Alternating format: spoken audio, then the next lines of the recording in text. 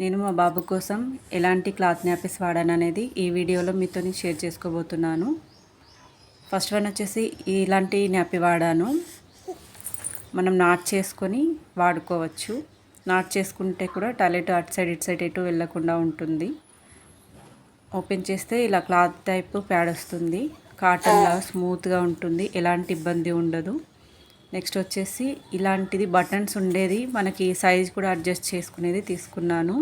ఇందులో ఒక ప్యాడ్ వస్తుంది. నేను తర్వాత దీని గురించి రివ్యూ ఇస్తానండి. ఫస్ట్ అయితే నేను ఇలాంటి వాడనేది చూపిస్తున్నాను. నైట్ వచ్చేసి నేను డైపర్ యూజ్ చేస్తాను, ఎందుకంటే పిల్లలు ఎలాంటి డిస్టర్బెన్స్ లేకుండా మంచిగా పడుకోవాలి కాబట్టి నేను నైట్ మాత్రం ఇలాంటి హగ్గీ న్యూబార్న్స్ ఇదే వాడతాను. నెక్స్ట్ వచ్చేసి మన అమ్మమ్మల కాలం నాటి కాటన్ టైపు నాపీ వాడతాను. ఇది వచ్చేసి నా ఓల్డ్ నైట్ డ్రెస్లు ఉంటాయి, అవి కట్ చేసి ఇలా చేసుకున్నానండి. నాపీ టైప్లో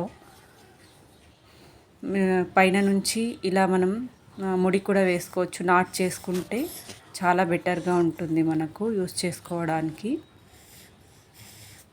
ఇది కూడా యూజ్ చేశాను నేను. ఇవన్నిట్లో ఏది బెటర్ అనేది నేను చెప్తానండి ఇప్పుడు మీకు.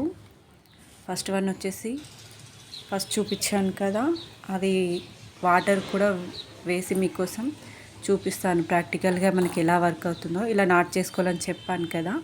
ఓపెన్ చేసి చూస్తే ఇక్కడ నేను వన్ టాయిలెట్ అలా వెళ్తే ఎలా ఉంటుందని చూపిస్తున్నాను. చూడండి, వాటర్ పోసాను. కింద తడి ఉందా లేదా చూడండి నా చేతికి, అసలు ఏమైనా తడి ఉందా లేదు కదా. వన్ టైంకి ఓకే, సెకండ్ టైం కూడా వాటర్ పోస్తున్నాను. ఇంకోసారి కూడా టాయిలెట్ వెళ్తుంటే న్యూబార్న్ బేబీస్ చాలా వెళ్తుంటారు కదా, చూసారా ఇక్కడ ఇప్పుడు కూడా తడి లేదు. పర్లేదండి, ఇది వాడుకోవచ్చు. నెక్స్ట్ వచ్చేసి ఇందులో మనకి ప్యాడ్ టైప్ వస్తుందండి.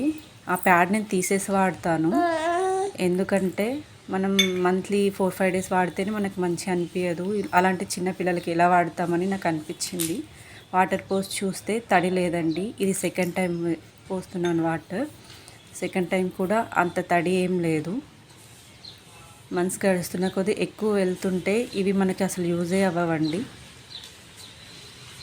ఇలా మన సైజుని బట్టి మనం ఇలా బటన్స్తోని అడ్జస్ట్ చేసుకోవచ్చు.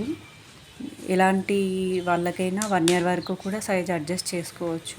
ఇది కూడా ఓకే అనిపించింది, కాకపోతే ఇందులో ప్యాడ్ మాత్రం వాడట్లేదు. నెక్స్ట్ వచ్చేసి నా ఓల్డ్ నైట్ డ్రెస్లు కాటన్ ఉంటాయి కదా, అవి కట్ చేసి ఇలా నాపీస్ టైప్ యూజ్ చేసుకున్నాను. ఇదైతే మనకు తెలిసిందే, వన్ టైం వెళ్ళగానే తడుస్తుంది. నైట్ నేను ఇదే డైపర్స్ వాడతాను. ఇది కూడా హగ్గీస్లో స్మాల్ సైజ్ తీసుకుంటాను. 4 to 8 kgs వరకు యూజ్ అవుతుంది.